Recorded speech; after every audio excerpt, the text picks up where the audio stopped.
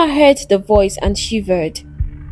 For years, she hadn't seen any human in this forest except her mother, and she also didn't want to be seen.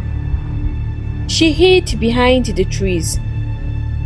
"If you are human, please let me see you." Her voice shaking, she replied, "It's better you don't see me, as I look so ugly and scary. I am human, but I look different."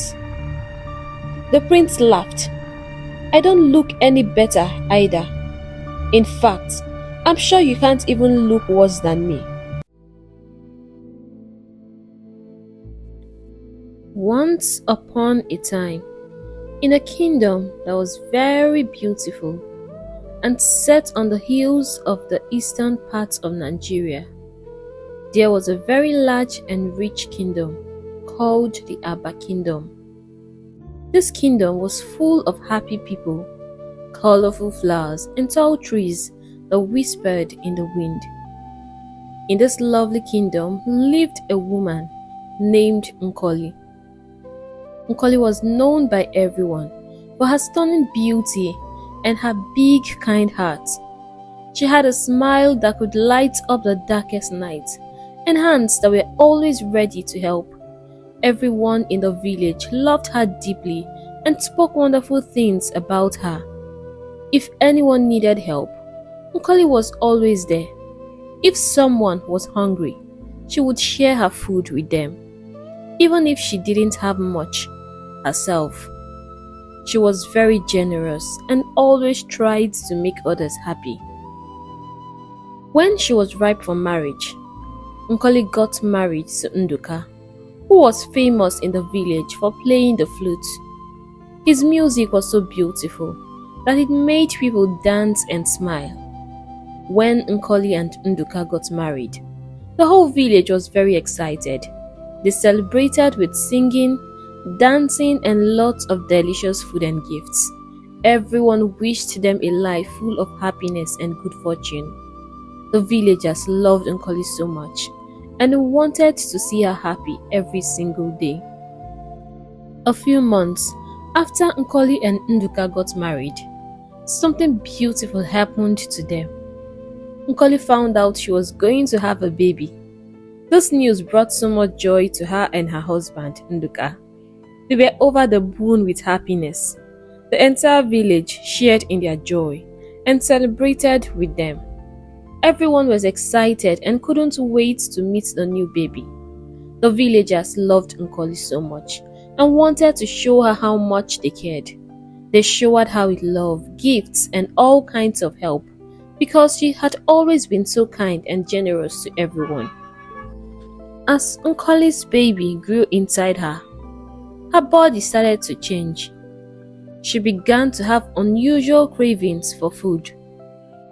Whenever she smelled delicious food cooking, her mouth would start to water, and she couldn't stop herself from wanting to eat it. Sometimes, the cravings were so strong that she would take her plate and go to ask for some food from the neighbor who was cooking. Many of the village women were happy to share their food with Nkoli. They knew she was a good woman and understood that her cravings were because of her pregnancy. They never saw her as a beggar, just a friend in need. But not everyone felt the same way. Some people in the village whispered behind her back. They wondered why she was always asking for food. They would laugh and say mean things like, "Is she the first woman to be pregnant? Or does she think she is carrying the Messiah?" But those whispers and mockeries didn't stop Nkoli. She continued to beg for food when her cravings got too strong, because she couldn't help it. One hot afternoon, she was resting under a big tree in front of her hut. Suddenly, she smelled the delicious aroma of fresh fish and salad soup cooking nearby. Her mouth started to water, and she tried hard to resist the craving, but she couldn't. She picked up her plate and went to ask for some food, just like she always did. However, this time was different. The woman cooking the soup was one of the people who didn't like Nkoli. As soon as Nkoli asked for some soup, the woman spoke harshly to her. "Nkoli, the entire village did not get you pregnant," she said meanly. "Why are you making a fool of yourself like this? Everyone says Nkoli is a good woman. Nkoli is a good woman. But look at you now. Tara, get out. I don't have food for you." Nkoli felt a chill run through her body. No one had ever spoken to her like that before. She felt embarrassed and hurt. She wondered what she had done to make the woman so angry. Without saying a word, she turned around and walked back to her home. She sat under the tree and began to cry. The harsh words had wounded her deeply, but even more, she really wanted to eat that delicious fish soup. Nkoli sat under the tree, her mind racing as she thought about what to do. She craved the nsala soup badly and had to find a way to satisfy this burning hunger. Then, suddenly, an idea popped into her head. In their village, there was a river called the Nri River. This river was very special to the villagers. There was a shrine for the river goddess, Nri, built on its banks. The villagers believed that the river could solve many problems and bring good things to those who prayed there. What made the river even more special was that it was full of fish of different kinds. But there was a strict rule in the village. No one was allowed to catch fish or eat any fish from the river. It was said that anyone who ate the fish would be stoned to death by the villagers at the river, else the entire village will pay dearly for it. There were old stories about people who had eaten the fish and had been stoned to death. But that was a very long time ago, Nkoli thought. Her great-grandfather and her grandfather had told her those stories, and she had not witnessed it herself. These old men can exaggerate things sometimes. She wanted to eat this fish soup badly, and the fish from the Nri River seemed like the easiest option now. She felt as if she would die if she didn't get to eat this fish. It was afternoon, and people were barely at the river in the afternoon. Determined, Nkoli decided to go to the Nri River, hoping no one would see her. She pretended as if she was just going to the river to pray to the gods. When she arrived at the river, she was surprised and relieved to see that it was very quiet. Usually, there were villagers praying or children playing and swimming, but today it was empty. Mother Luck must have smiled at her. She took out her water pot and caught plenty of fish, easily, because the river was always full of fish. Nkoli hurried back home with the fish. She cleaned them up and prepared her nsala soup. The smell of the soup filled her home, and she couldn't wait to eat it. As she sat down to enjoy her meal, she felt so happy and satisfied. But her joy didn't last long. Suddenly, she heard loud voices outside her home. A group of angry men stormed into her compound, shouting, "Nkoli, Nkoli, where are you?" Her heart skipped a beat. Had someone seen her at the river? She was sure that no one was there when she caught the fish. Unknown to Nkoli, a child had been nearby, hidden in the bushes, defecating. The child saw Nkoli catch the fish and ran home to tell his father. His father, shocked and angry, went to the village elders, and now they had come for Nkoli. The angry men surrounded her home. It was a terrible crime to kill fish from the Nri River, and they were there to take her to the shrine to face the consequences of her action. Nkoli felt her heart pounding in her chest. She didn't know what to do or say. She had just wanted to eat fish to satisfy her cravings, but now she was in big trouble. The angry men stood outside Nkoli's hut, singing and chanting in loud, furious voices. Their anger filled the air like a dark cloud. Nkoli knew she had no choice but to step out of her hut. As soon as she did, the men grabbed her and took her away. They continued to sing and chant as they marched her towards the shrine. The noise drew the attention of the villagers, and many people came out to see what was happening. When they saw it was Nkoli, they wept. Some, which hated Nkoli, whispered amongst themselves that Nkoli's cravings had finally gotten her into serious trouble. These women hated Nkoli just because everyone else in the village loved her so much. The men were planning to take Nkoli to the river and there stone her to death. Nkoli felt tears rolling down her cheeks as she begged them to show her mercy. But the men didn't listen. They were too angry to care about her pleas. Finally, they reached the shrine. At the shrine, the chief priest forced Nkoli to kneel by the river. He ordered the men to pick up stones and stone her to death, as it was the punishment meted out to the defaulters. She has desecrated our land, and she deserves to die. Else, she puts everyone in this village in trouble. We can't risk facing the wrath of the gods. Nkoli's heart pounded with fear. She closed her eyes, expecting the worst. But just then, an order came from the king.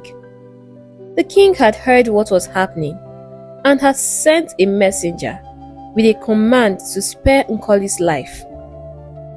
Instead of being killed, she was to be sent to the abandoned part of the village as punishment for her sin, and the gods would be appeased with sacrifices and cleansing. It turned out that some of the women who had seen her earlier had gone to the palace to beg the king for mercy. These women remembered all the kind things Nkoli had done for them and couldn't bear to see her die such a painful death. The king, ever compassionate, was moved by their pleas, and remembering Nkoli's kindness, he decided to save her life. The chief priest of the shrine was furious, but he had to obey the king's order. After all, the king was the highest authority in the land after the gods. In anger, he cursed her unborn child. We shall not bear the misfortune of a woman who has been exempted from facing the punishment of her sin. She has brought a curse upon this land, but her unborn child shall bear this curse instead, he roared in anger. Nkoli was spared and was sent to live in the abandoned part of the village, far away from the people she loved. There, she was to spend the rest of her life, living like an outcast. The people were sad, but it was still better than being stoned to death. After all, there is hope for the living. Nkoli's husband, Nduka, was deeply disappointed when he heard what his wife had done. She could have just waited for me, he cried. He refused to have anything to do with her, saying that she carried a curse from the gods and he didn't want her to bring bad luck to him or his family. Nduka's rejection added to Nkoli's pain, making her feel even more alone and sad.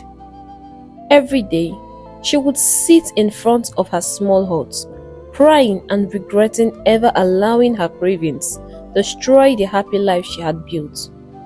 She was an orphan and had no one else except her brother. Every day she prayed to the gods, asking for mercy and also interceding on behalf of her unborn child. "My baby is innocent. Please spare us," she would cry.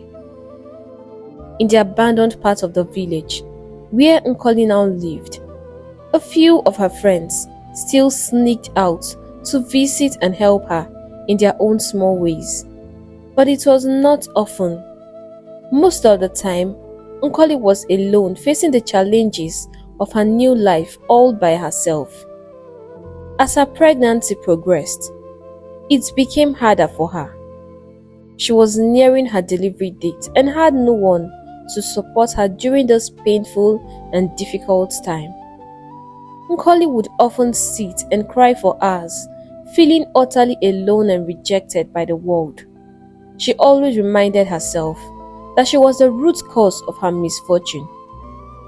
One morning, Nkoli's friend Uju came to visit her. When she looked at Nkoli, she noticed that Nkoli wasn't really looking okay. "You look like you're going to give birth soon," Uju said. But Nkoli was too weak to even respond. Not long after Uju's arrival, Nkoli went into labor. She cried out in pain. Panic-stricken, Uju ran back to the village to fetch the midwife. But before they could return, Nkoli had already given birth to her baby. It was a baby girl, but something was not right. The baby looked very different and almost abnormal and scary. They stared at the baby with shock in their eyes. Despite their astonishment, the midwife did her duty and cleaned up both Nkoli and her new baby. However, she couldn't shake off the strange feeling about the baby's appearance. By nightfall, the news of Nkoli's strange-looking baby had spread throughout the village. People were whispering and gossiping about the abnormal child. Many assumed that the baby's stature was a result of the curse from the chief priest. The gods seemed to have punished her for the abomination she committed, they whispered amongst themselves. Nkoli was sad. "Look what I've brought upon my child," she cried. She would sneak out at night, offering several sacrifices to appease the gods of Nri. She prayed for mercy upon her child, but her baby remained that way. Nkoli would hold her baby close, tears streaming down her face. The baby looked different, but to her, the baby was precious and the closest family she had. She knew she had brought this upon the child, and she made a promise to herself and her baby that she would love and take good care of her, no matter what anyone said or thought.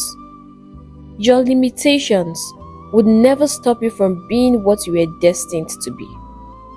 In your lifetime, you will give hope to people, she would always say to her baby. Let my wrongs be upon me and not you. Despite her determination, the villagers' gossip didn't stop. Many would come to visit, pretending to welcome the new baby.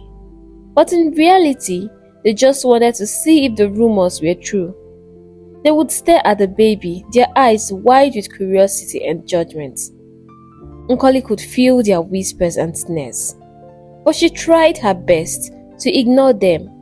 She focused all her energy on loving and caring for her child. Nkoli and her baby, Mma, became objects of ridicule in the village. Many people began to see them as cursed. Can you imagine what she calls a child? A baby that looks like a 90-year-old woman, they would say. That woman must be evil, they concluded. The woman who was once loved by the entire village now found herself alone. No one wanted to have anything to do with her. Whenever people saw her, they judged her and threw ugly words at her. But this never made Nkoli hate her child. She cared for her like it was no one's business. Nkoli named the child Mma, which meant beauty. This made people laugh even more because they thought Mma was the opposite of beautiful. As Mma grew, her mother would always send her out to the village to mix up with other village children. She wanted her daughter to be happy and feel accepted. Mma noticed the way people always stared at her as if she had four heads whenever she walked through the village. And no child wanted to be her friend and talk more of playing with her. They all mocked and bullied her, calling her an evil spirit. Whenever they saw her, they would scream, evil spirit, chasing her around the village square. They were overjoyed to watch her sit in the village square crying. You need to see her. Her face looks so funny whenever she cries. One could hardly tell if she were a male or female. To these children, they were having fun. Mma was a big topic in the village. Sometimes, children would visit their home just to mock and throw stones at Mma when Nkoli was not at home. This was a very painful experience for the little girl as she felt alone and dejected. One night, with tears streaming down her face, Mma called out to her mother, "Mama, why do people hate me this way? Why do I look so different?" Nkoli was deeply hurt. She had hoped her daughter would mix with other children and live a normal life. But she had been wrong. She should have known that Mma would never be accepted. She looked nothing like them. She looked sickly, old and very thin.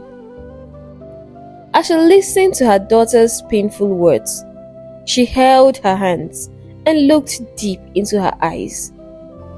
"You look different because you are special," Nkoli said gently. "People hate what they fear, and they fear your greatness. They fear that you are what they can never be. That's why they hate you. But don't worry, you have me and you are a blessed child." Mma embraced her mother, feeling a bit better after hearing those comforting words. From that day on, Mma stopped leaving the hut. She stayed indoors all day to avoid the villagers mocking her and the children bullying her. But this wasn't a solution, as they soon came to find her. One day, while Nkoli went to the market to sell her farm produce and buy some food for herself and Mma, some wicked children came to make fun of Mma. They hadn't seen her for a while and had hidden themselves close to Nkoli's house, closely monitoring when she would leave, so they could visit her to taunt and torture her for fun, as they usually did. To them, this was just play, and she was their object. They knocked on the door and Mma, thinking it was her mother, opened it. The children then dragged her out and began to push her around and flog her. As Mma cried and pleaded with them to stop, they only flogged her harder, laughing loudly. This was fun for them. They beat her until she lay on the ground very weak. Then they burst into a chant. "What is she? A skeleton, no blood," the others would reply. "What is she? An evil spirit roaming through our village." They chanted these cruel songs until they were exhausted. Then they left Mma and ran back home, satisfied that they had punished the evil spirit in their village. When Nkoli returned home, she found her daughter lying in front of the hut, almost lifeless. "Mma!" she shouted, rushing towards her. She lifted Mma up and cried, "Who has done this to you, my child?" She wept bitterly. She ran inside to get some herbs and began to administer them to Mma. For days, Nkoli sat with her daughter in their hut, crying and praying to the gods not to allow her die. Mma was the only thing she had. The gods heard her prayers, and after a few days, Mma began to get better. Mama cried after she was fully recovered. "I don't want to stay here anymore. Everyone hates me, and I look different. Please take me away from here," she pleaded. Nkoli knew she had to do something. She had done all she could, and it seemed like no miracle was forthcoming. She couldn't bear coming home one day to find her daughter dead. She needed to move Mma away, out of the village, just to keep her safe. She found someone from a faraway village to build a small hut deep in the forest. She didn't want anyone from the village to find out where she had hidden her daughter. She couldn't bear the thought of losing Mma. No matter what she looked like, she was still her child. Nkoli visited her daughter frequently, bringing food and keeping her company whenever she could. She was careful not to let anyone follow her, as she didn't want anyone discovering the hideout and hurting Mma. Living in the forest, Mma felt very lonely. When her mother wasn't with her, she would sit in front of her hut, looking so sad. One day, as she sat in front of her hut gazing at the trees in the forest, a tune just dropped in her heart, and she began to sing. She sang and sang. She was so happy. She realized that singing made her peaceful and calm. It was as if all her problems disappeared instantly, and in those moments she felt free. This discovery brought Mma great joy. Every day, she would sing and dance around the forest, feeling like the trees and animals were her audience. The birds would stop chirping, and leaves would stop rustling, as if they were listening to her beautiful songs. Mma would sing until she was tired. Then she would go back to her hut and fall asleep. Over time, Mma began to enjoy her life in the forest. She found freedom there, away from the harsh words and cruel actions of the villagers. In the forest, she could be herself. No one was there to throw stones and call her names. She could dance and sing to her heart's content, and the forest became her magical kingdom. The days passed, and Mma's song grew more beautiful. She sang about the trees, the flowers, and the animals that lived around her. She made up stories and sang them out loud, imagining herself as part of a forest's wonderful world. She would twirl and spin, her laughter echoing through the trees. The forest, once a place of fear and hiding, became a place of joy and happiness for Mma. Nkoli, though worried about her daughter's loneliness, was relieved to see Mma's happiness. Every time she visited, she found Mma smiling and content. Mma would run to her mother, singing about her day and the new things she had discovered. Nkoli listened with a heart full of love, happy that her daughter had found a way to be joyful despite everything. Meanwhile, in that same kingdom lived a very wealthy and kind king named King Dike. King Dike was not just rich. He had a heart full of love and generosity. His people loved and respected him deeply because he was truly a great king.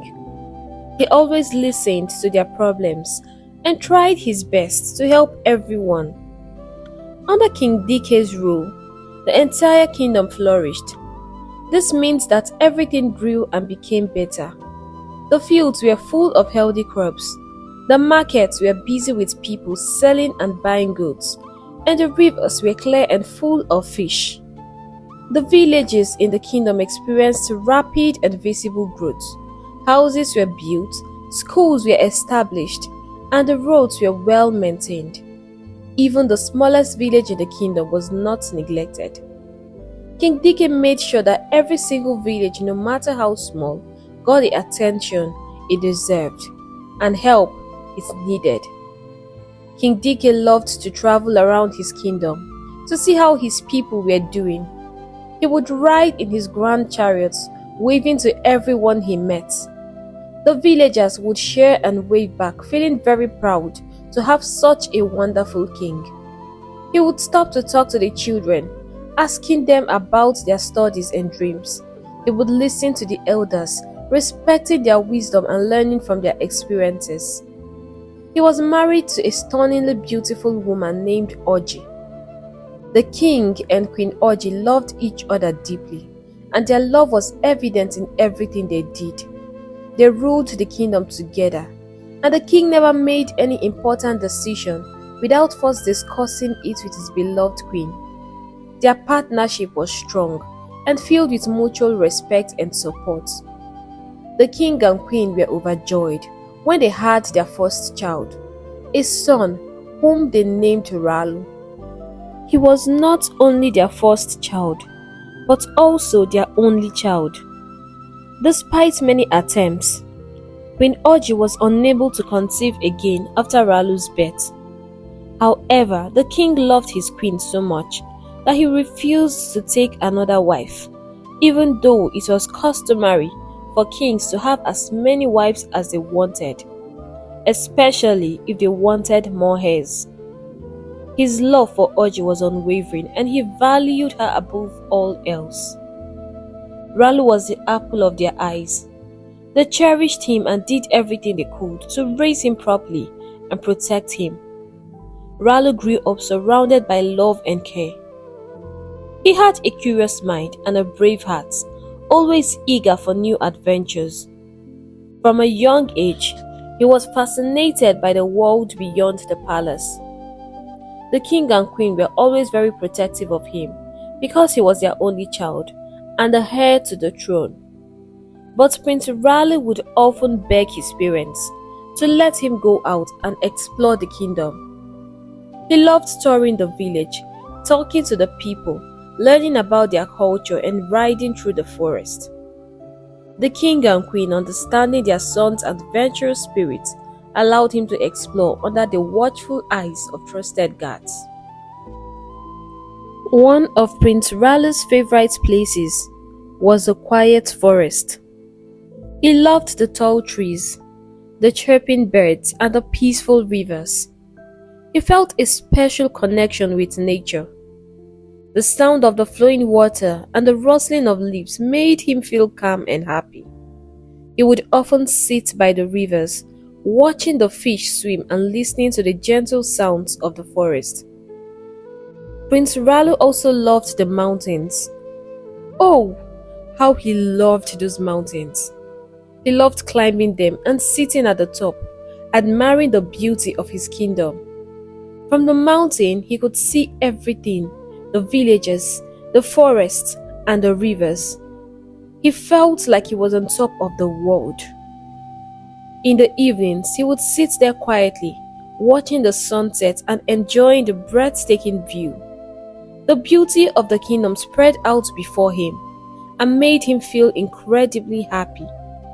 Even though the king and queen worried about him, they knew how much he loved these adventures. They saw how happy it made him, and they couldn't help but smile when they saw the joy in his eyes. Prince Ralu's love for nature and his adventurous spirit reminded them of themselves when they were young. Prince Ralu's love for nature and adventure brought him closer to his people and his kingdom. He understood their lives and their needs, and they knew that he cared deeply about them. He was not just a prince, he was a friend and a protector to everyone in the kingdom. The king and the queen were very proud of their son. They knew that one day he would be a great king just like his father, and the people of the kingdom looked forward to that day, knowing that with the Prince Ralu as their future king, their kingdom would continue to be a place of happiness, growth, and beauty. But then, something unexpected happened. One evening, Prince Ralu was riding through the forest as he usually did. He felt adventurous and decided to explore a part of the forest he had never seen before. As he was riding, something caught his eyes. It was a very big udara tree and was full of ripe golden fruits. Prince Ralu's eyes lit up with excitement. Udara was his favorite, and he loved it more than anything else. Without a second thought, he jumped down from his horse and ran to the tree. There he picked up one of the ripe udara fruits and took a bite. The fruit melted in his mouth like honey. It was the sweetest, most delicious fruit he had ever tasted. He closed his eyes and savored the taste, feeling more joy. He thought to himself, how wonderful it would be to enjoy this fruit every day. Eager to have more of the fruits, Prince Ralu picked more and placed them in a bag. He then mounted his horse and rode back home, feeling incredibly happy and content. He couldn't wait to relax and enjoy the rest of the fruits he had picked. He couldn't resist the urge to eat the remaining fruits, so he quickly devoured them as soon as he got to his room. Feeling satisfied, he drifted off to sleep. But the next morning, everything changed. The prince woke up feeling strange. As he got out of bed, he noticed something was very different. He walked over to the mirror and was horrified by what he saw. A loud scream escaped his lips. Hearing the scream, his mother, the queen, rushed into his room. She nearly screamed her lungs out when she saw him, terrified by the figure standing before her. It looked like an ape, or something else she couldn't recognize. But when it spoke, she realized it was her son. "My son," she cried, moving closer to him. "What has happened to you?" The prince, just as confused as she was, began to cry. "I just woke up this way," he said, through his tears. The queen was heartbroken. "Stay here while I get your father. No one else must see you like this." She hurried to find the king, her heart pounding with fear. When the king saw his son, he was equally shocked. What could have happened, he asked, bewildered. They decided they needed answers, and quickly the king sent for the chief priest, telling the messenger that it was an urgent matter. The chief priest arrived at the palace as fast as he could. He was led into the king's private chambers, away from prying eyes. The king explained the situation, and the chief priest immediately began his rituals. He performed incantations and spoke in the mysterious language of the gods. The king, queen, and the prince watched anxiously, hoping for a solution. After a long time, the chief priest shook his head and finally stopped. He looked at them with a grave eyes. "The prince has eaten the fruits of the spirit in the evil forest," he revealed. "The spirit has cast a spell on him as punishment to what he has done." What Prince Ralu didn't know was that the udara tree he had found was no ordinary tree. It was a sacred tree, and its fruits were known as the fruits of the spirits. These fruits were meant only for the gods, and no mortal was supposed to taste them. Eating these fruits could bring great trouble to anyone who was not a spirit. The queen let out a loud wail. "I'm finished, oh, my son." "What do we do now?" the king asked. desperate for solution. The chief priest shook his head. I don't know.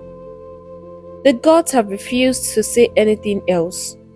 We must try to appease them. They are very angry with the prince. The news was like a heavy stone in their hearts. The king and the queen were overwhelmed with grief and worry. They knew they had to act fast to save their son.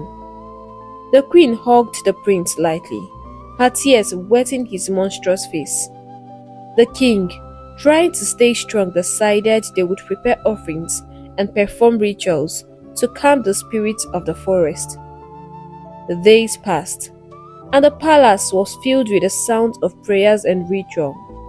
The king and queen did everything they could think of to please the gods. They offered sacrifices, sang sacred songs, and even asked the villagers to join in the prayers. The whole kingdom was concerned, but they kept the true reason for the rituals a secret to protect the prince's dignity. All their efforts to restore the prince to his normal state seemed to be in vain. The last solution preferred by the chief priest was that only true love could break the evil spell on the prince. Udara was a fruit of love, and only love could break its spell. But everyone knew it was an impossible mission. Of course, who would love the prince in this state? It was scary to even look upon. I'm afraid he would have to die this way if he doesn't find true love, the chief priest said. The royal family was devastated. The prince was confined to a room, and he was overwhelmed with frustration and sadness. He had cried until he could cry no more. Weeks turned into months, and the king and queen became increasingly despondent. Despite following all the chief priest's instruction, nothing changed. In their desperation, they decided to wait, holding on to the hope that one day a miracle would occur. The prince was kept in a secret room within the palace, hidden from everyone. No one was allowed to enter that room except the queen, who took it upon herself to care for her son. The queen knew that if the villagers discovered the prince's monstrous transformation, the king's younger brother Agu would seize the opportunity to claim the throne. Without an heir, their rule was precarious. The palace, once filled with laughter and activity, became eerily quiet. The corridors echoed with silence, and the cheerful atmosphere was replaced with an air of gloom. It was as if a dark cloud had settled over the royal household, making it feel as though the king had already passed away. Years went by, and the villagers started to notice the prince's absence. Questions began to circulate. It had been a long time since anyone had seen the prince. During the last few yam festivals, the prince had not made an appearance, and the villagers seemed to miss him a lot. They missed seeing him parade through the village with his charming smile and regal demeanor. One day, as a group of maidens walked to the stream, they talked among themselves. The prince has been missing for so long, one of them said. Do you think he's still alive? And what kind of question is that? Another lady hushed her. How can you speak such words? The prince is not dead. How do you know? Another interrupted her. Despite the attempts to hush such talk, rumors continued to spread like wildfire through the village. People whispered in hushed tones, speculating about the fate of the prince. The uncertainty and mystery only fueled their curiosity and concern. One evening, Agu decided to visit the king. After being offered kola, the king spoke. What do I owe this visit, brother? He asked, his tone wary. Agu was the king's stepbrother, and He is the only brother the king has. I am worried about you and your throne, your majesty, Agu replied. I want to know what has happened to the prince. There are so many rumors flying around the village, and it has been like a very long time since I last saw the prince. The king's eyes narrowed. Have you come to mock me, Agu? I know you, and I know you do not have my best interest at heart. My son is fine, and everyone will see him when the time is right. Agu, sensing the king's anger, bowed slightly. I mean no disrespect, my king. I only wish for the well-being of our family and our kingdom. The king laughed. I know you, Agu. And when did the well-being of our family and kingdom begin to mean so much to you? You were just a baby when our father died and I became the king. But you grew up and chose to stand against me. You want this throne badly, and you think I don't know? But what worries me is what you intend to do with it. He dismissed Agu's concerns, but inside, his heart was heavy with worry. He knew that the longer the prince remained hidden, the more dangerous the situation became. The villagers' curiosity was growing, and Agu's ambitions were becoming more apparent. The queen, seeing the toll it was taking on her husband, tried to comfort him, but she too was deeply troubled. Every morning, she would visit the prince in his hidden room, taking food to him and sitting with him for hours. She would tell him stories of the outside world, trying to keep his spirits up. The prince listened, his heart aching with longing for the life he once had. He missed the sun on his face, the laughter of the villagers, and the feeling of freedom. One particular quiet night, the queen sat beside the prince, her eyes filled with tears. We will find a way, my son, she whispered. I promise you, we will find a way to make things right. The prince nodded, but inside he felt a deep sadness. He knew his mother was trying to be strong for him, but he could see the pain in her eyes. He wanted nothing more than to be normal again, to walk among the villagers and feel their love and respect. Agu, the king's brother, couldn't stop thinking about his recent visit to the palace. The king's words, "Have you come to mock me?" kept echoing in his ears. What does the king mean by that statement? And why was he hiding the prince? Agu had noticed that the king looked lean and unhappy. Something was definitely wrong, and he needed to find out what it was. One evening, Agu's wife Oge noticed her husband's troubled expression and approached him. "My husband," she said gently, "you look troubled. What is bothering you? You can tell me anything." Agu sighed and looked at his wife. After a moment of hesitation, he decided to confide in her. "I think there is something about the prince that the king is hiding. He may even be dead."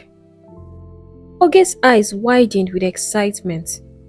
"If something is wrong with the prince, then you become the next king, right?" "Yes," Agu responded, his voice trailing off. Oge's eyes sparkled with ambition. "We can't take any chances. We need to find out the truth and expose the king. This is the opportunity we've always been waiting for, and now the gods had made it easy for us. I wish the prince were dead, and I can't wait to be the queen and live in the royal mansion." "But the king built it himself," Agu pointed out. "He built it with your father's wealth and money. We are only taking what belongs to us," Oge insisted. Agu was silent for a moment, deep in thought. "How do we go about this?" he finally asked. "Trust me," Oge said with a confident smile. "I have a plan." She leaned in closer and began to share her scheme with her husband. Agu listened, his excitement growing as she spoke. They would find a spy to disguise as a beggar and approach the palace, begging the king for a job. The king, known for his kindness, would offer the beggar a position. The spy would then work his way into the hearts of the king and queen, uncovering their secrets. Agu smiled, feeling a surge of excitement and determination. He was certain that the king was hiding something, and now they had a plan to uncover the truth. The next day, Oge and Agu set their plan into motion. They sought out a man named Obinna, known for his cunning ability to blend into any situation. They explained their plan to him and he agreed to help in exchange for a promise of wealth and power once Agu became king. Obinna transformed himself into a beggar, with tattered clothes and a pitiful appearance. He made his way to the palace gates, where he pleaded with the guards to let him see the king. "Please, I am just a poor man looking for work. I beg you to let me speak to the king," he said, his voice trembling with faint desperation. The guards, moved by his plea, took him to see the king. True to his kind nature, the king offered Obinna a job in the palace. Obinna expressed his gratitude and began working in the palace, slowly earning the trust of the king and queen. It had been a long time, and the prince's patience was wearing thin. He was tired of staying hidden in his secluded room and longed to experience the outside world again. He missed walking around the village, exploring the forest, and admiring the breathtaking view from the mountains. One day, he thought to himself, "I can't stay here forever." The prince decided it was time to act. The queen usually brought him food every morning, and after that she wouldn't see him again until the next morning. He realized that he could use this time to his advantage.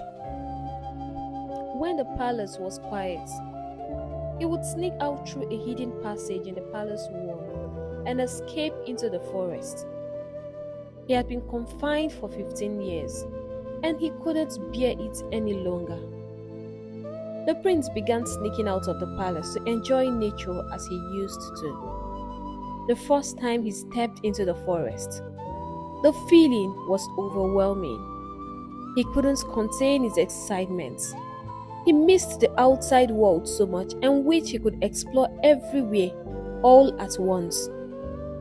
He headed for the mountains, his favorite place, and climbed to the top. Sitting there, he admired the beautiful kingdom spread out before him. He wished he could walk through his village again and see all the beautiful familiar faces. The forest looked just as it always had, full of life and beauty. As he sat there, lost in thought, he suddenly heard a voice singing in the forest. He turned his head, trying to find the source of the beautiful melody, but it seemed to come from everywhere and nowhere at all. The voice was like nothing he had ever heard before, soft as silk, yet powerful enough to stir deep emotions within him. Its melodies melted his heart and brought tears to his eyes. He sat there, quietly listening, letting the enchanting music fill his soul. When he had finally had his fill of the forest and the music, he headed back to the palace, wondering who could be responsible for singing such a beautiful song in the forest. That night, the voice continued to echo in his mind, and for the first time in years, he slept soundly. The next day, he set out for the forest, but this time, he not only wanted to enjoy nature but also wanted to experience a magical singing voice in the forest. And that day was one of its kind. It was exceptional, and he couldn't resist the urge to seek out the singing goddess in the forest. Her voice made him feel alive, and he really wanted to see who it was. With determination, the prince stood up and began to follow the enchanting voice. He walked deeper into the forest, his heart pounding with anticipation. The melody grew louder and more beautiful as he followed it. He moved through the trees, over streams and across meadows, always keeping the sound in his ears. As he walked, he thought about the singer. What could possess such a magical voice? He imagined what she might look like. A beautiful goddess of the forest, perhaps. His curiosity and excitement grew with each step. He had never felt such a strong desire to meet someone before. Finally, he reached a clearing in the forest where the voice seemed to be the strongest. He looked around, but there was no one in sight. The song continued, filling the air with its haunting beauty. He stood still, listening, and then called out, "Who are you? Please, let me see you." For a moment, there was silence. Mma heard the voice and shivered. For years, she hadn't seen any human in this forest except her mother, who was sick and wasn't really as frequent as she used to be. And she also didn't want to be seen. She hid behind the trees. "If you are human, please let me see you." Her voice shaking, she replied, "It's better you don't see me, as I look so ugly and scary. I am human, but I look different." The prince laughed. "I don't look any better either. In fact, I'm sure you can't even look worse than me. I still want to see you." It was a mix of fear and curiosity that made her look. Her heart jumped. The voice sounded human, but the creature before her looked like an ape. Cold shivers ran down her spine, and fear shook her to the core. Was he going to harm her? What would he do if he found her? Her mind raced with panic until she heard his voice again. "I'm not going to hurt you," the prince called out gently. "I just love your songs and want to see you and spend some time with you. I am harmless, I promise." She hesitated, but his words sounded sincere and kind. Could he be a special spirit, she wondered. Decided to trust him, she slowly stepped out from behind the trees, her heart pounding. The prince was taken aback when he saw her. She was the complete opposite of what he had imagined. Her voice was so powerful and beautiful, but she looked so skinny, tiny and ugly. It was hard to believe that such a wonderful voice could come from this weird figure. He wondered if she was even human. Mma and the prince sat under the tree a few feet apart, both feeling nervous and curious. They didn't say anything at first, just stealing glances at each other. Each of them were trying to understand the other, wondering why they looked so strange. After a while, the prince spoke softly. "I know you must be curious about me, but I am human. I've been hiding for many years. I look this way because a spell was cast on me by the evil spirits of the forest for eating their precious fruits. I couldn't bear to stay locked in a room anymore. I enjoy my adventures in the forest and have decided to come see it again. But then I heard your voice. It made me feel something that I've never felt in a long time. I just want us to be friends. Mma listened quietly, her fear slowly melting away. I was also cursed for something my mother did when she was pregnant with me. I looked different and couldn't bear the pain and mockery from the villagers. I almost got killed at some point, and then my mother decided to hide me in the forest. I've been living here for a very long time, she replied. Singing makes me feel happy and free. They continued to sit in silence for a while, each lost in their own thoughts. The forest around them seemed to hold its breath, listening to their unspoken words. Finally, the prince looked at Mma and said, I may look different, but inside I'm still a person. I need someone to talk to and share my days with. Mma's heart softened. She could see the sadness in his eyes and she felt a deep empathy for him. I will be your friend, she said quietly. We can meet and talk, and I will sing for you whenever you want. I don't live too far from here. A smile spread across the prince's face. Thank you, he said, his voice filled with gratitude. From that day on, Mma and the prince met regularly in the forest. They talked about their lives, their dreams, and their fears. Mma sang her beautiful songs and the prince listened, feeling a warmth in his heart that he hadn't felt in years. As time went by, their friendship grew stronger. Mma learned to look beyond the prince's appearance, seeing the kind and gentle person he truly was. The prince, in turn, cherished Mma's company and the joy her music brought him. He could see that beneath this ugly surface lay the most beautiful hearts he had ever seen. Their meetings became the highlights of their days. Mma would sing and the prince would share stories of his life before the course. They laughed together, cried together, and found comfort in each other's presence. The forest, once a place of loneliness and fear, became a haven of friendship and hope for both Mma and the prince.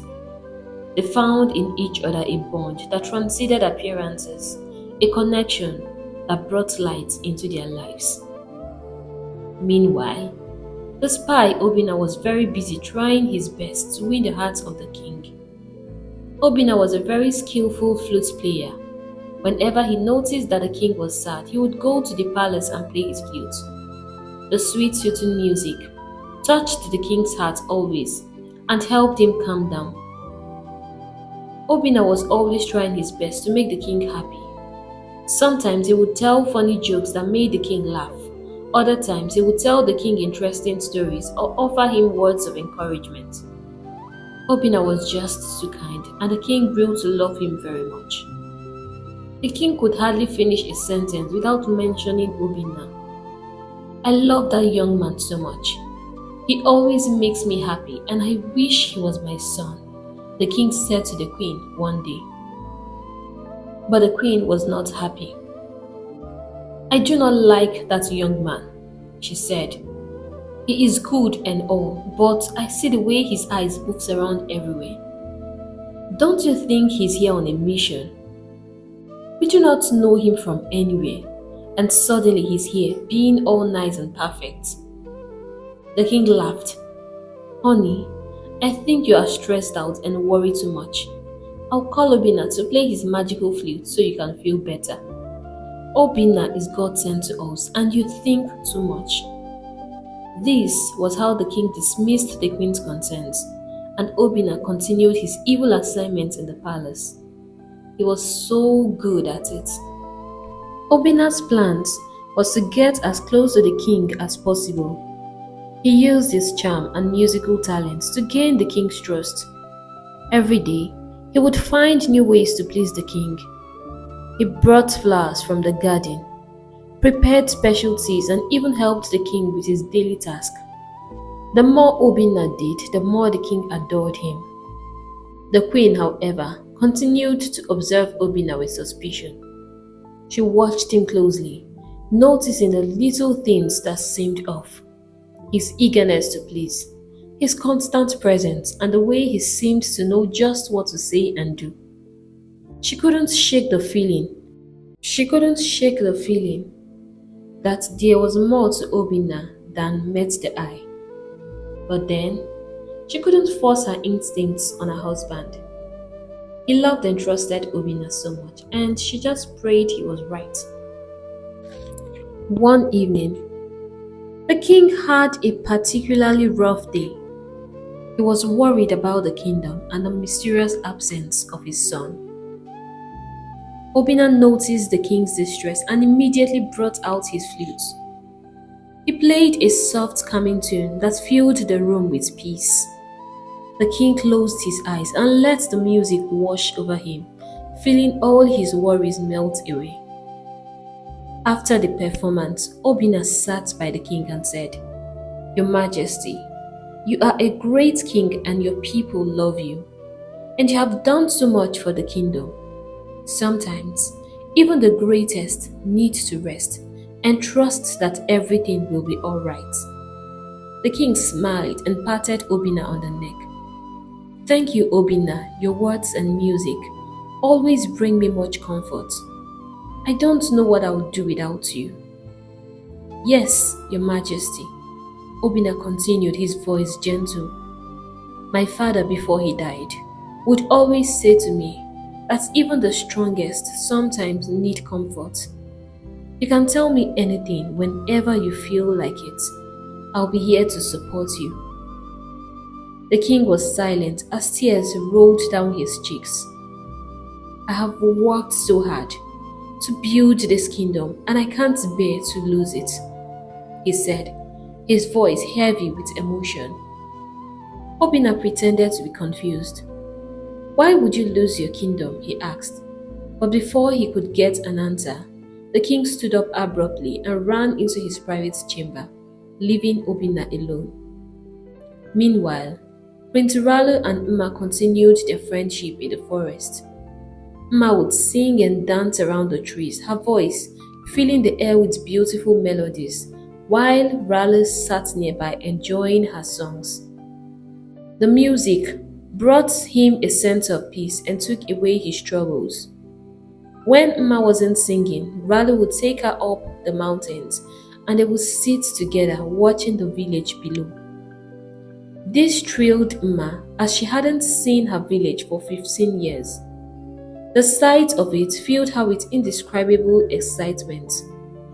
On the mountain, they would share stories about their lives.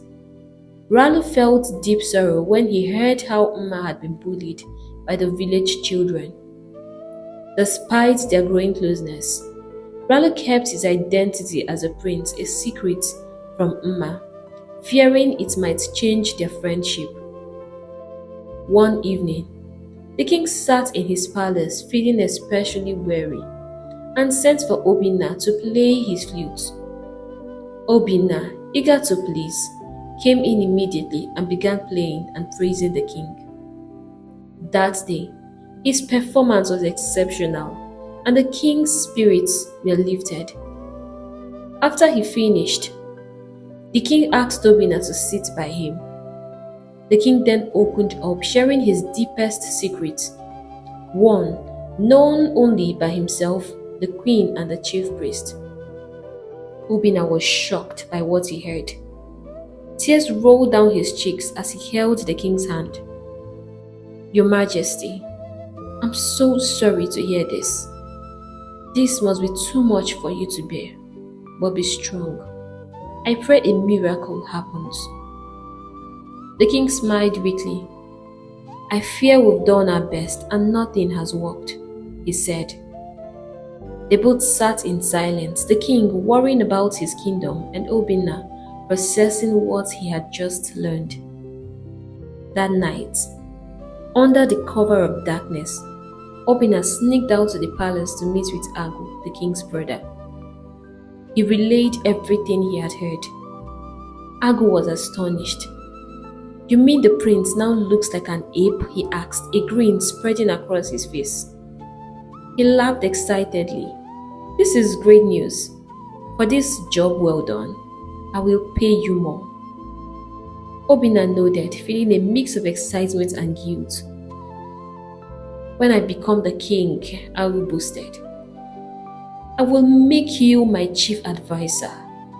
You are so wise and perfect."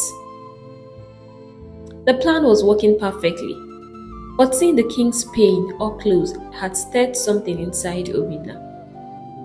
He pushed those feelings aside, focusing on the reward. Agu handed him a pouch of gold coins and they discussed their next steps.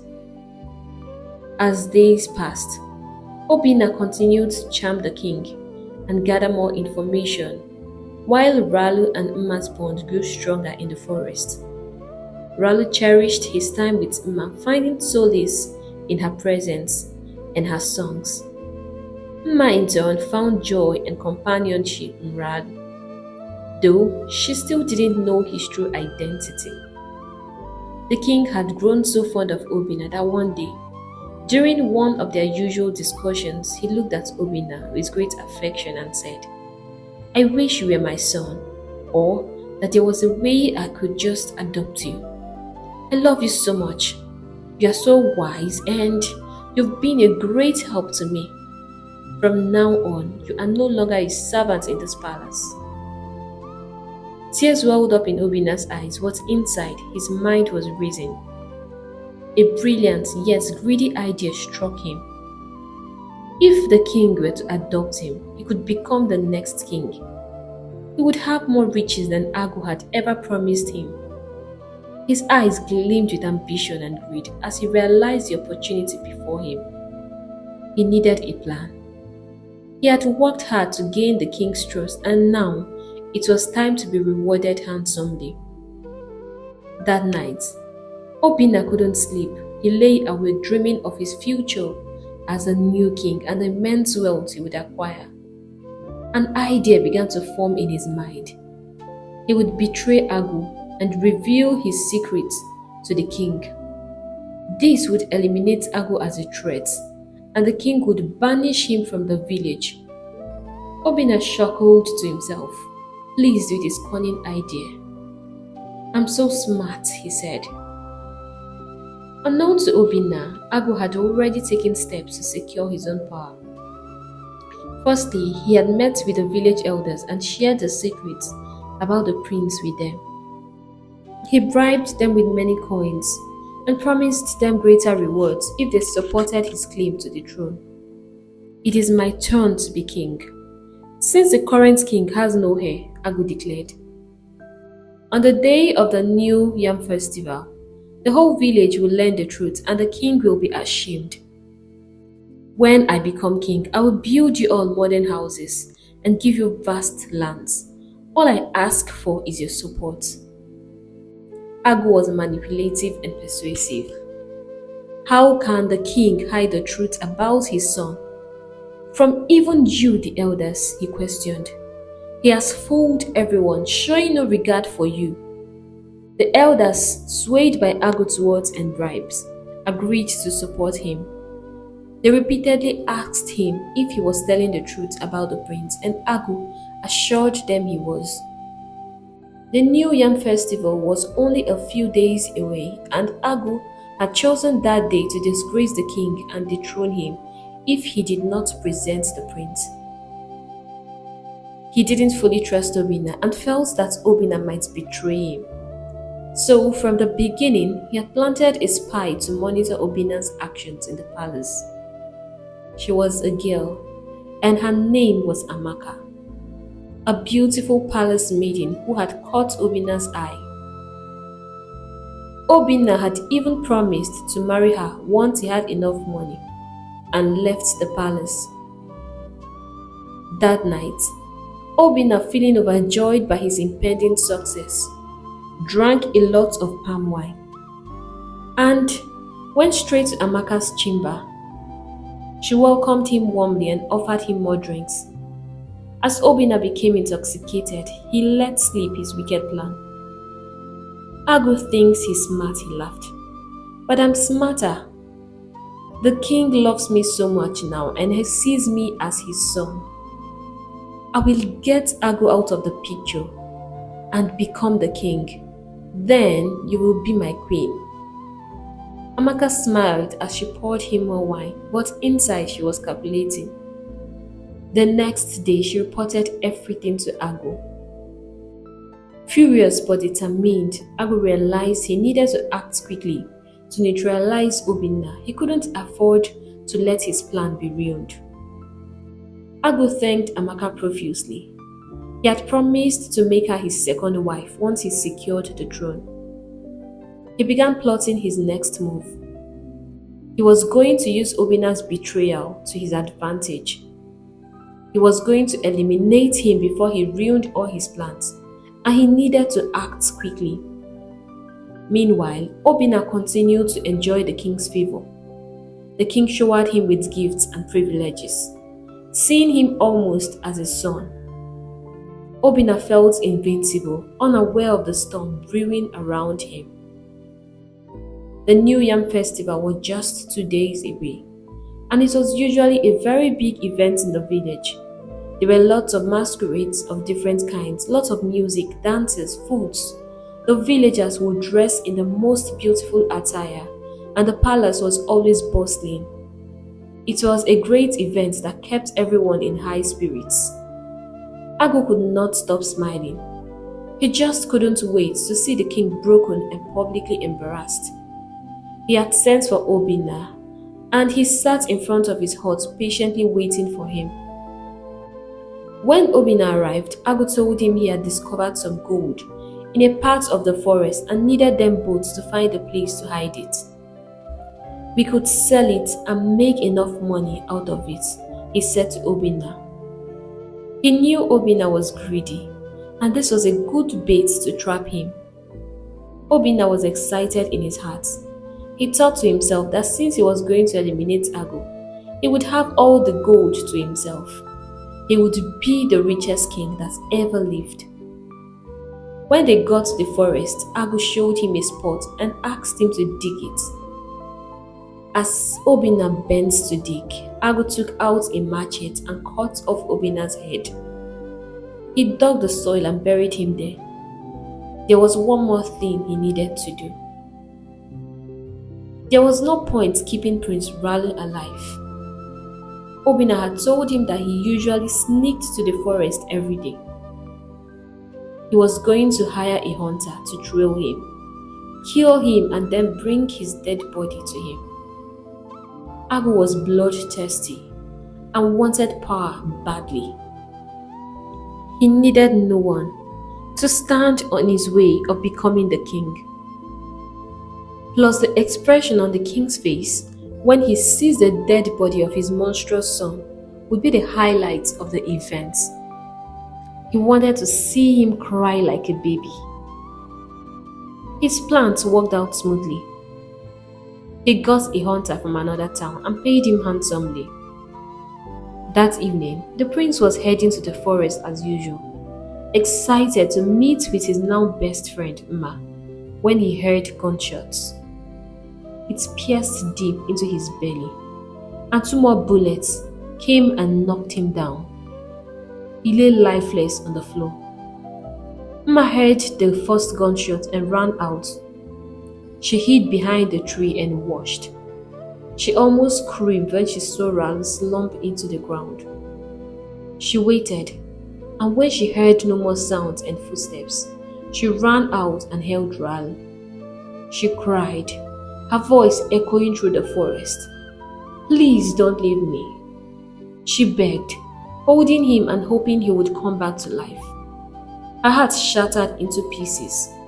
It seemed as if her spirit was leaving her. She had grown to love him so much and couldn't bear the pain of losing him. As she cried, she closed her eyes and burst into singing. She sang, her voice shaking. The forest shook as pains echoed through her. She poured her soul out through her songs, Suddenly, there was a bright light in the forest and the leaves began to shake. The wounds of the prince began to heal immediately, and then someone touched her, drawing her back to consciousness. When she opened her eyes, she was shocked to see a very handsome man sitting before her and smiling. She looked around, searching for the prince, but he was sitting right on the spot where Raleigh lay. "Where is he?" she asked. Then the young man spoke. It was Raleigh. She had heard his voice. Tears ran down her eyes as she watched him with a shocked expression. She wondered what had happened to him. Mma didn't know that her voice carried a healing power. She could cure all manner of sickness and even resurrect the dead with her songs. She searched for the bullet injury and everything was gone. When she had poured out her soul in tears, it sent out a signal immediately. She was in love with the prince, and only love could break the evil spell. Prince Raleigh was now entirely free. Mma was glad that Raleigh was now free, but a rush of sadness washed over her. He was going to leave her and go back to his normal life. Then she would die alone in the forest. Except for her mom, who visited her occasionally, she was alone. The prince, reading her thoughts, swept her into his arms. "You think I'm going to leave you? Never. You made me feel alive when I was dying inside. Trust me, I see you. Your heart is the most beautiful thing in the world. You saved my life. I don't know, but I know you are a precious gift, and I can't do life without you." He held her hands and said, "I don't know how this may sound to you, but I fell in love with you." Mma's eyes widened in shock. "You love me?" Then he gently pulled himself out of her embrace and tilted her head up to stare into her eyes. Behold, standing before him was the most beautiful maiden he had ever seen in his entire life. They were both shocked and amazed as they looked at themselves, marveling at these miracles. Mma looked so normal and beautiful. They couldn't hold in their excitement as they both screamed with joy, tears running down their cheeks. Mma sang and danced around the trees happily as Prince Raleigh watched her with a big smile on his face. That moment was just everything for the both of them. Suddenly, they heard footsteps. At first, Mma thought it was her mother, but then they saw a hunter holding a gun and coming towards their direction. Quickly, they hid behind a large tree, watching cautiously. It was a hunter hired by Ago. His job was to kill the prince and bring back his body. But after shooting the prince, he had left the body in the forest and fled.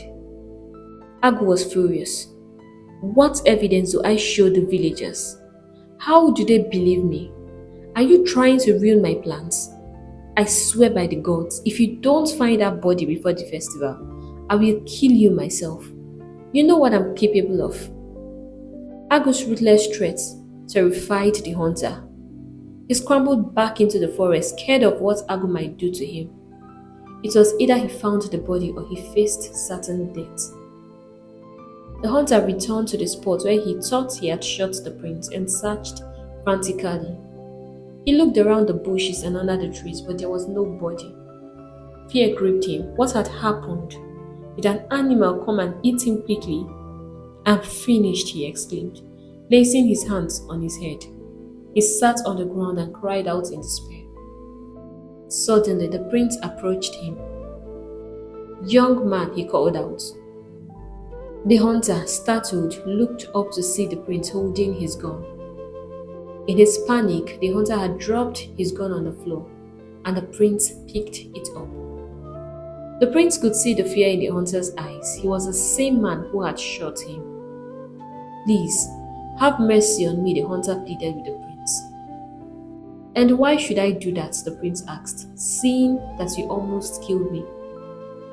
"I have never seen you before," the hunter said, still wondering who this strange man was. The prince smiled. "I am Ralo, the son of King Dike," he whispered, not wanting Mma to hear him. He wanted to surprise her. The hunter's mouth dropped open in shock. "Tell me who it was that sent you to kill me, and I will spare your life." The hunter confessed everything about Agu and his evil plan. "You owe me your life now," the prince said to the hunter. "I have a new plan." Back in the village, Agu was restless. Night had fallen and the hunter had not yet returned. His wife served him dinner, but he refused to eat. She saw how disturbed he was. "My king," she called softly to her husband, "please eat your food. Our clothes are ready for tomorrow, and I'm not giving up. I know you will be king and our son will succeed you. The prince is dead, and if his body isn't found, it will confirm the rumors that he died long ago." Agu looked at his wife and smiled. "You see why I married you? You are not only beautiful but also very smart. You will be my queen when I become king. Come and eat with me." His sorrow immediately turned into joy as he saw a way to turn the situation to his advantage.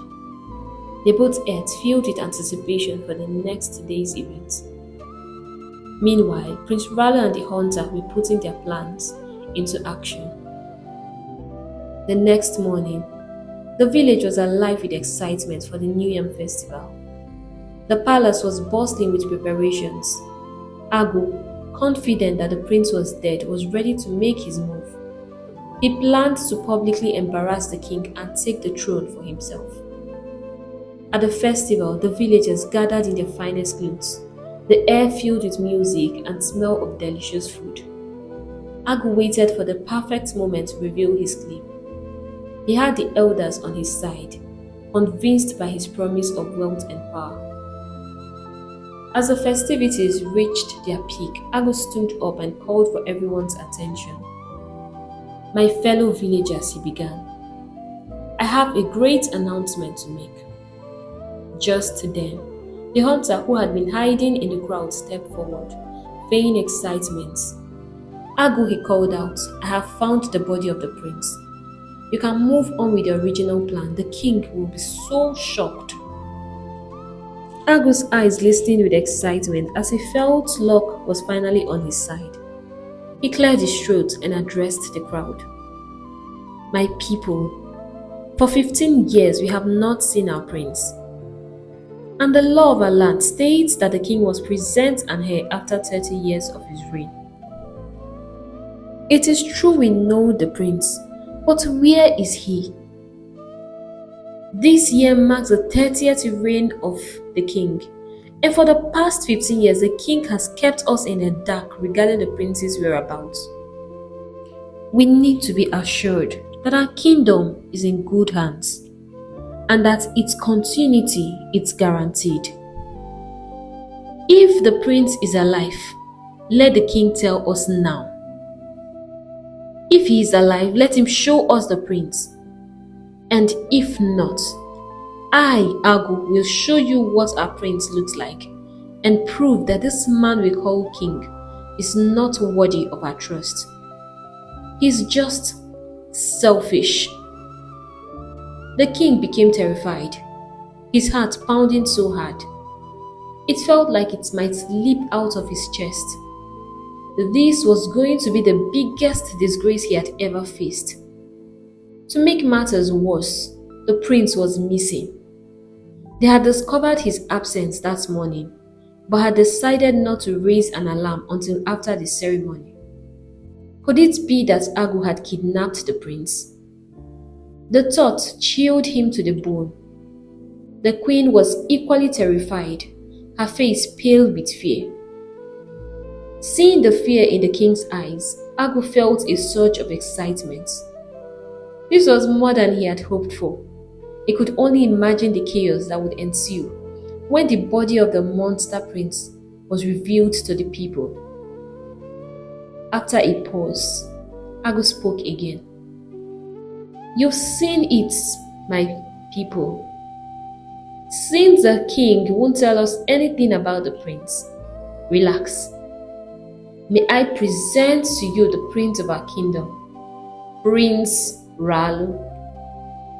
Everyone looked up with great anticipation, eager to see the prince. The king stood up immediately, tears streaming down his face. The royal guards, standing in a straight line, marched out to the palace. Agu watched in confusion, wondering what was happening. He had expected the hunter to simply bring out the prince's body. "This hunter can be amusing at times," he chuckled to himself. Then a loud shout rang out. "Long live the prince! Long live the prince! Long live the prince!" Before the crowd, on a white horse, sat Prince Raleigh, looking handsome and radiant. The king and queen recognized their son instantly and screamed with joy as they marveled at the miracle before them. Agu's face was a picture of shock and disbelief. The hunter had betrayed him, and perhaps Obinna had too. He tried to flee, but the villagers held him back. The people were overjoyed to see their beloved prince after so many years, and the shouts of joy continued for a long time. When the excitement finally died down, Prince Raleigh stood and addressed the people. "My dear villagers," he began, his voice strong and clear. "I know you have many questions about my absence. For years, I was cursed and hidden away. But thanks today, I'm alive and healthy again." The crowd listened intently, hanging on to every word. Raleigh continued, "Agu has betrayed us all. He sought to take the throne by deceit and treachery. He hired a hunter to kill me, but fate had other plans. This man who stands before you is not worthy of trust or leadership." The crowd murmured in agreement, their faith in their prince and king restored. Agu fell on his knees, crying and begging for forgiveness. But the king was furious. He ordered that Agu be taken away and banished from the village forever. The prince continued, "In my days of pain and solitude, I found my soulmate. She is the reason why I stand here today. Our stories were both sad, as we both lived under the curses of the gods. But our love for each other broke the spell of the curses hanging on our necks. She is not only a gift to me, but will be a gift to us all. Mother, Father, and my beloved people, I present to you today my bride-to-be, the daughter of Nkoli, who was punished and sent to the abandoned part of the village, mocked by everyone, till her mother hid her away in the forest to protect her. In her I found happiness. She is no other person than Mma." Immediately, Mma stepped out. The villagers could not believe their eyes. She was so beautiful. Her beauty was nothing they had ever seen before. They all watched in disbelief as the prince swept her into his arms. Mma shed tears. She didn't know the man she had been with all through in the forest was the prince of her village. What a transition, she thought. From the forest to the palace. It was like a dream to her. She had never imagined that this day would come. The prince whispered words of assurance to her ears. The villagers remembered her and also recalled how she suddenly disappeared.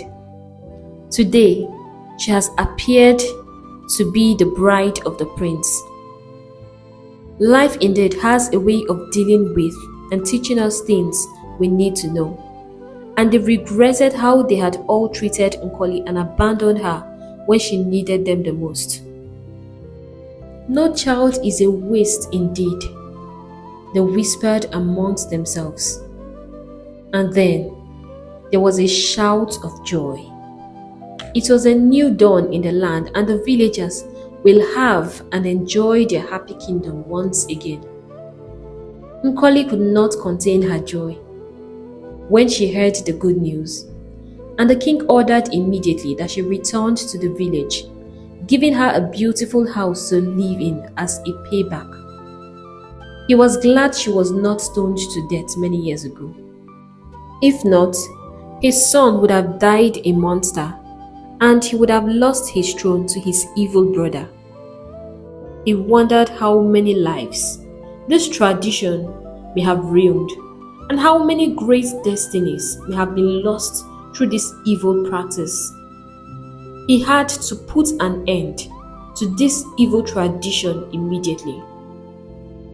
Weeks later, Mma and Prince Raleigh got married in a lavish ceremony. It was a great moment for the entire village.